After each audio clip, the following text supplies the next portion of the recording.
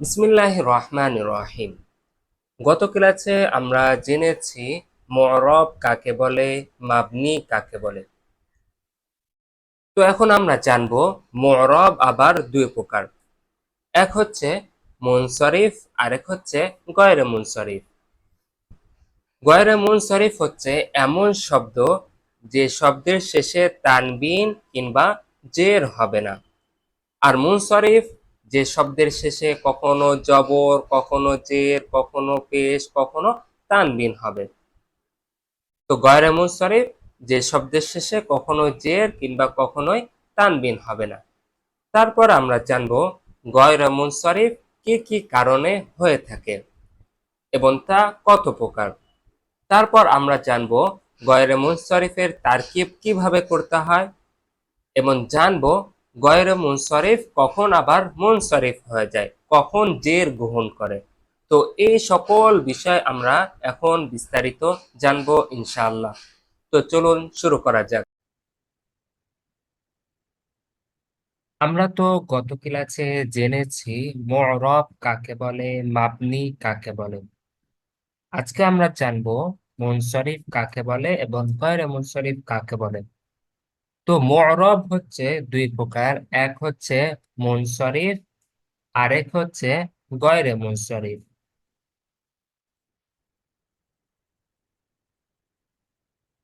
তো গয়রে মুনসরিফ কাকে বলে? গয়রে মুনসরিফ হচ্ছে এমন শব্দ যে শব্দের শেষে তানবিন ও জের হয় না। যেমন দেখেন, জাআত ফাতিমাতু, এখানে এক পেশ হয়েছে, তানবিন হয়নি। নাসরতু ফাতিমাতা, এখানে ফাতিমাতা হয়েছে, জবর হয়েছে, তানবিন হয়নি। দাউতু লিফাতিমাতা, এখানে স্বাভাবিকভাবে ফাতিমাতি হওয়ার কথা ছিল, কারণ এখানে ফাতিমাতু এই শব্দের শুরুতে লাম এ হরফুল জ্বর এসছে। আর আমরা তো জানি হরফুল জ্বর আসলে পরবর্তী শব্দকে জের দিতে হয়, কিন্তু এখানে ফাতিমাতি না বলে আপনি বলছেন ফাতিমা তা। এটাই হচ্ছে গয়রে মুনসারিফ। গয়রে মুনসারিফ হচ্ছে যে শব্দ জের এবং তানবিন গ্রহণ করবে না। আর মুনসারিফ হচ্ছে এমন শব্দ যার শেষে যেভাবে জবর, পেশ ঠিক একইভাবে জের আর জজম যুক্ত হয়। যেমন দেখেন, জা আ মোহাম্মাদুন, তানবিন এসছে। তারপরে নাসরতু মুহাম্মাদান, দুই জবর, তানবিন এসছে। তারপরে দাউতু লি মুহাম্মাদিন, মুহাম্মাদের জন্য আমি দোয়া করেছি। তো এখানে দেখেন মোহাম্মদ এই শব্দে কখনো জবর, কখনো জের, কখনো তানবিন হচ্ছে এখানে।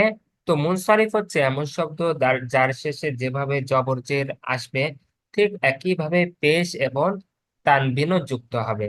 আর যজম তো আমরা জানি, যজম তো শুধু ফেলের ক্ষেত্রে হয়, ইসিমের ক্ষেত্রে তো হয় না। আর মুনসারিফ আর গয়রে মুনসারিফের মধ্যে এই দিক থেকে মিল আছে যে উভয়টাই পেশ হয় এবং জবর হয়। কিন্তু পার্থক্য হচ্ছে মুনসরিফে যেভাবে তানবিন ও জের হয়, কিন্তু গয়রে মুনসরিফে তানবিন ও জের হয় না। এতটুকুই শুধু পার্থক্য। তারপর আমরা জানবো গয়রে মুনসরিফ কত প্রকার। আল মামনুউ মিনাস সরফ বা গয়রে মুনসরিফ হচ্ছে দুই প্রকার। এক হচ্ছে কোন শব্দ গয়রে মুনসরিফ হয় একটি কারণে, আবার কোন শব্দ গয়রে মুনসরিফ হয় একাধিক কারণে, দুইটি কারণে কিংবা আরো বেশি কারণে। প্রথমে আমরা জানবো একটি কারণে গয়রে মুনসারিফ হয় কিভাবে এবং কয়টি সেগুলো। এক হচ্ছে কোন শব্দের শেষে আলিফে মাকসুরা থাকা, তবে তার পূর্বে এক জবর থাকতে হবে এবং আলিফটি অতিরিক্ত হতে হবে। যেমন দেখেন সালওয়া, এখানে যে আলিফে মাকসুরাটা আছে, এই আলিফে মাকসুরাটা, এখানে আলিফে মাকসুরাটা হচ্ছে অতিরিক্ত, এখানে মূল হরফের মধ্যে না। মূল হরফ হচ্ছে সিন, লাম, ওয়াও, এই তিনটা হচ্ছে মূল হরফ। আর আলিফে মাকসুরা এটা হচ্ছে অতিরিক্ত। তা এটা হবে গয়রে মুনসারিফ। সালমা, এখানে দেখছেন একটা গয়রে আলিফে মাকসুরা আছে, তাই এটাও কি হবে? গয়রে মুনসারিফ হবে। যার হা, এখানে আলিফে মাকসুরা যেহেতু আছে আর এটা যেহেতু অতিরিক্ত, তাই এটাও হবে গয়রে মুনসারিফ। কিন্তু আসন, এখানে আলিফে যে মাকসুরাটা আছে, আলিফে মাকসুরাটা এটা অতিরিক্ত হরফ না। এখানে আলিফটা হচ্ছে ওয়াওয়ের বিপরীত, যেমন এটার মূলত ছিল আসাউন। তারপরে মুস্তফা, এখানে যেখানে একটা যে আলিফে মাকসুরাটা দেখছেন, এই আলিফে মাকসুরাটা অতিরিক্ত না, এটা মূল হরফের মধ্যেই গণ্য।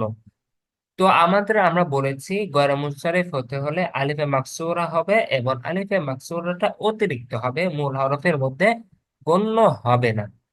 তো সে কারণে আসন শব্দটা গয়রে মুনসারিফ হতে পারছে না। তারপরে গয়রে মুনসারিফ একটি কারণ হতে পারে, দ্বিতীয় নম্বর হচ্ছে কোন শব্দের শেষে আলিফে মামদুদা থাকা, এবং এটি তিনটি শব্দের পরে আসতে হবে। আলিফে মামদুদা এটা অবশ্যই তিনটি শব্দের পরে আসতে হবে, এটা হচ্ছে আলিফ এবং হামজা। এবং অতিরিক্ত, এবং আলিফে মামদুদা হবে অতিরিক্ত, যেমন সহরাউ। এখানে যে আলিফে মামদুটা আছে, এই মামদুটা হচ্ছে তিনটি শব্দের পরে এসেছে। দেখেন সদ হা র, হা মিম র, তিনটি শব্দের পরে এসেছে, তিনটি হরফের পরে এসেছে। আর তারপরে এখানে এটা হচ্ছে অতিরিক্ত। তো আলিফে মামদুটা এটা যদি তিনটি হরফের পরে আসে, এবং আলিফে মামদুটা যদি অতিরিক্ত হয়, তাহলে এটা গয়রে মুনসারিফ হবে। যেমন সহরাও অতিরিক্ত, হামরাও অতিরিক্ত, উলামা ও ফুকারাও সবগুলো কি অতিরিক্ত। কিন্তু সামাউন, দুআউন এগুলো আবার গয়রে মুনসারিফ হবে না, কারণ এগুলো কি অতিরিক্ত না। এখানে আলিফটা মূলত কি সামা, সামাউ। এখানে ওয়াও, এখানে আলিফটা হচ্ছে ওয়াওয়ের পরিবর্তে এসেছে। দুআউন, এখানে একই কথা, মূলত সে কি ছিল? দুআউন। এখানে আলিফটা যে দেখছেন, আইনের পরে এই আলিফটা ওয়াওয়ের পরিবর্তে এসেছে। তো একটি কারণে যে গয়রে মুনসারিফ হতে পারে, এটার দুটা কারণ আমরা দেখলাম, দুটা পদ্ধতি আমরা দেখলাম। এখন 3 নম্বরটা আমরা দেখি। কোন শব্দের বহুবচন যদি মাফাইলু ওজনে আসে, যেমন মাসাজিদু। মাসাজিদু যেহেতু ওজন এসছে, তাই এটা কি হবে? গয়রে মুনসারিফ হবে। এবং কিংবা মাফাইল ওজনে আসবে, তবে এক্ষেত্রে মাঝখানের হরফটা জজম হতে হবে, যেমন মাফাতিহ।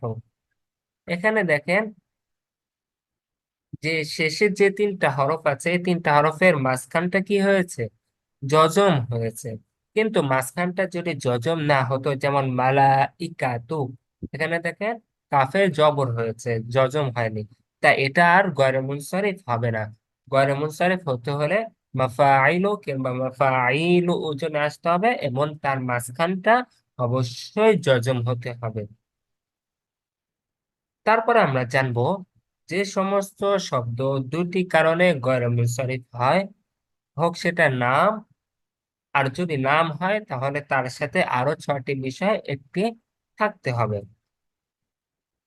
আর যদি ওয়াসফ হয় কিংবা সিফাত হয়, তাহলে তার সাথে 3টি কারণের একটি কারণ অবশ্যই থাকতে হবে। তো আমরা জানবো যে সমস্ত শব্দ দুইটি কারণে গয়রে মুনসারিফ হয়, হোক সেটা ইসিম কিংবা হোক সেটা অসম। 1 নম্বর হচ্ছে আল আলামিয়াতু মা তানিস, অর্থাৎ কোন শব্দ নাম হবে এবং তা মুয়ান্নাস হবে। যেমন দেখেন, আবার আলামিয়াতু মা তানিস এটা আবার 3 প্রকার। আল আলামিয়াতু মা তানিস মানে কি? যে শব্দ নাম হবে এবং তা মহিলা হবে। তো এটা আবার 3 প্রকার। কিছু শব্দ আছে শব্দগত এবং অর্থগত উভয় ভাবে এটা মুয়ান্নাস, যেমন ফাতিমা তু, এটা শব্দগত ভাবে যেভাবে মুয়ান্নাস, অর্থগত ভাবেও একই ভাবে মুয়ান্নাস। তারপর আয়েশা তু, এটাও মুয়ান্নাস। 2, শব্দগত ভাবে মুয়ান্নাস হবে, যেমন তলহাতু, উসামা তু, এটা পুরুষের নাম, কিন্তু শব্দগত ভাবে এটা হচ্ছে মুয়ান্নাস, কারণ এখানে আলামাতু তানিস পাওয়া গিয়েছে, আর তা হচ্ছে গোল তা। আর কিছু শব্দ আছে শব্দগত ভাবেও মুয়ান্নাস না, কিন্তু অর্থগত ভাবে মুয়ান্নাস, যেমন জাইনাব, এখানে তানিসের কোনো মুয়ান্নাসের কোনো আলামত পাওয়া যায়নি। তাই স্বাভাবিকভাবে এটা মুয়ান্নাস হওয়ার কথা না, কিন্তু এটা যেহেতু অর্থগতভাবে মুয়ান্নাস না, এটাও মুয়ান্নাসের প্রকারের অন্তর্ভুক্ত হবে। তো এক নম্বর হচ্ছে আল আলামিয়াতু মা তানিস, নামও হবে এবং তা মুয়ান্নাস হবে। আর আলামিয়াতু মা তানিস এটা তিন প্রকার: শব্দগতভাবে, অর্থগতভাবে এবং শব্দ এবং অর্থগত উভয় ভাবে। দুই নম্বর হচ্ছে কোন নামের শেষে আলিফ ও নুন অতিরিক্ত আসা, যেমন রমাদানু। এখানে দেখেন রমাদানের পরে আলিফ নুন অতিরিক্ত আছে, শাবানু আলিফ নুন অতিরিক্ত, উসমানু অতিরিক্ত। তাই এটা কি হবে? গয়রে মুনসারিফ হবে। আপনি বলবেন জাআ উসমানু, উসমান এসেছেন। তারপরে নাসরতু উসমানা।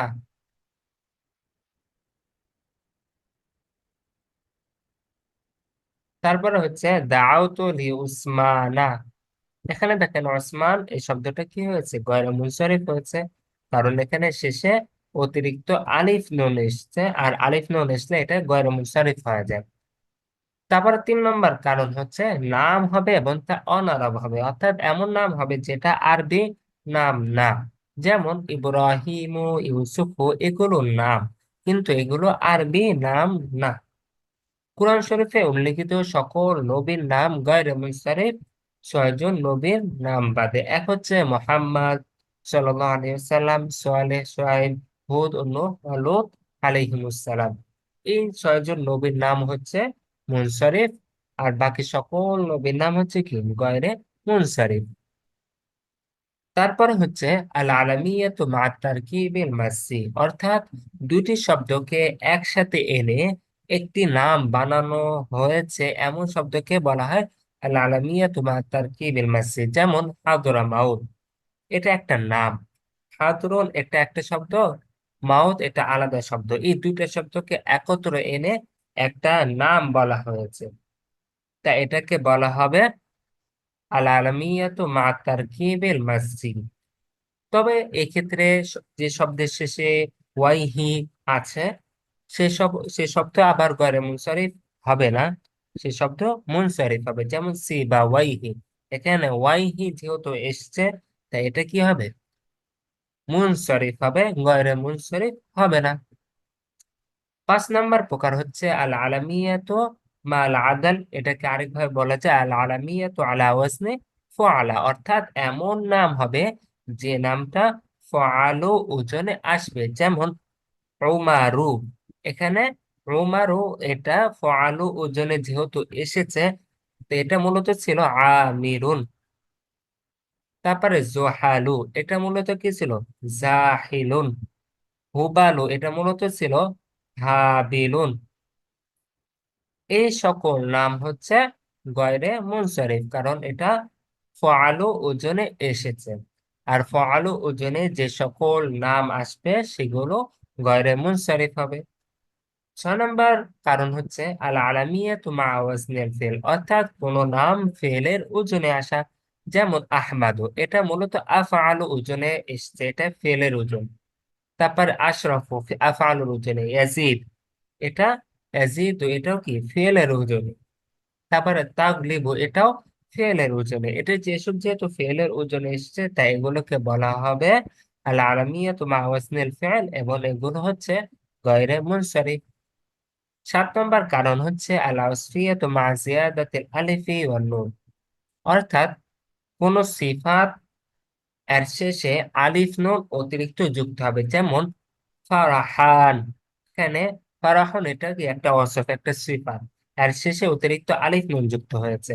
সাবান, সাবাউন মানে যে পরিতৃপ্ত হয়েছে, আর আলিফ নুন এখানে অতিরিক্ত ভাবে যুক্ত করা হয়েছে, তাই এটা কি হবে? গয়রে মুনসারিফ হবে। গদবানু, এটা শেষে অতিরিক্ত আলিফ নুন যুক্ত করা হয়েছে, তাই এগুলো গয়রে মুনসারিফ হবে। 8 নম্বর কারণ হচ্ছে আল আসফিয়াতু মা ওয়াজনিল ফিল, অর্থাৎ আসিফাতু আলা ওয়াজনি আফআলা, আফআলা ওজনে কোন নাম কিংবা কোন সিফাত আসা। এই সিফাতটা হয় রঙের নাম হবে, যেমন আহমারু, আখদারু, আজরাকু, আবিয়াদু। এই যে নামগুলো আছে, রঙের নাম আছে, এগুলো কি? গয়রে মুনসারিফ। কিংবা আফআলুর ওজনে উয়ুব আসবে, যেমন আরজু, আওয়ারু, আবরসু। এগুলো কি গায়রে মুনসারিফ। আল্লাহ তাআলা আমাদের সবাইকে এই সকল রূপ থেকে রক্ষা করুন, আমিন।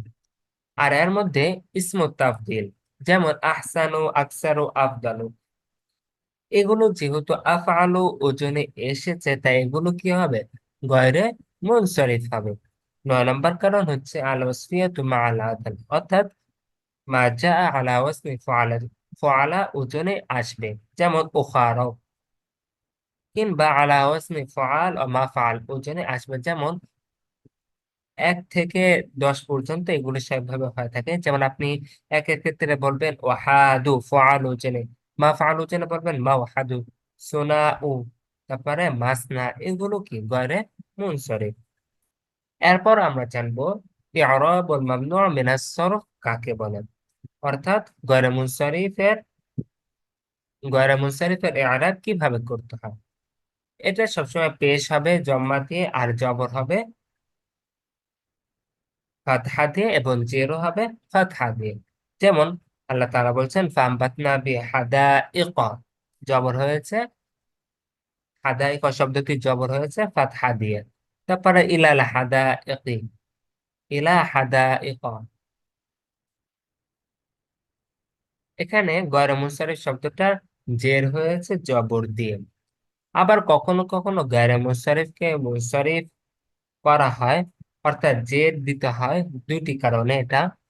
এক হচ্ছে যদি গায়রে মুনসারিফ আলিফ লাম যুক্ত হয়, গায়রে মুনসারিফের শুরুতে আলিফ লাম যুক্ত হয়, তখন সেটা মুনসারিফ হয়ে যায়, জের গ্রহণ করে। যেমন যাহাবতু ইলাল হাদাইকি, শুধু হাদাইকা এটা কি গায়রে মুনসারিফ, কিন্তু যখন আপনি হাদাইকুনের শুরুতে আলিফ লাম যুক্ত করবেন তখন এটা মুনসারিফ হয়ে যাবে। 2 নম্বর হচ্ছে যদি গয়রে মুনসারিফ মুজাফ হয়, যেমন যাহাবতু ইলা হাদাইকিল আজহারি, এখানে হাদায়ক শব্দটা মুনসারিফ হয়েছে কারণ এটা মুজাফ হয়েছে, আর মুজাফ হলে গয়রে মুনসারিফ মুনসারিফ হয়ে যায়। তো মূল কথা হচ্ছে মু'রাব 2 প্রকার, এক হচ্ছে মুনসারিফ, আর এক হচ্ছে গয়রে মুনসারিফ। মুনসারিফ যে শব্দটা জবর, জের, পেশ, তানবিন গ্রহণ করে, আর গয়রে মুনসারিফ যে শব্দটা জের এবং তানবিন গ্রহণ করে না, জের হয় জবর দিয়ে। তারপর আমরা জেনেছি গয়রে মুনসারিফ হয় কখনো একটি কারণে, আবার কখনো হয় 2টি কারণে। তারপর আমরা জেনেছি গয়রে মুনসারিফের তারকিব কিভাবে করতে হয়। তারপর আমরা জেনেছি গয়রে মুনসারিফকে মুনসারিফ করার 2টি কারণ রয়েছে, 2টি নিয়ম আছে। এক হচ্ছে যদি গয়রে মুনসারিফ শব্দটা আলিফ লাম যুক্ত হয়, যেমন যাহাবতু ইলাল হাদাইকি। 2 নম্বর কারণ যদি গয়রে মুনসারিফটা মুজাফ হয়, যেমন যাহাবতু ইলা হাদাইকিল আজহারি। তো এই হচ্ছে গয়রে মুনসারিফ সম্পর্কে বিস্তারিত আলোচনা। আর গয়রে মুনসারিফ বাদে বাকি সকল শব্দ হচ্ছে মুনসারিফ। তো পরবর্তী ক্লাসে আমরা ইনশাআল্লাহ মুযাক্কার মুআন্নাস সম্পর্কে বিস্তারিত জানবো। তো সে পর্যন্ত সবাই ভালো থাকবেন। আসসালামু আলাইকুম ওয়া রাহমাতুল্লাহ।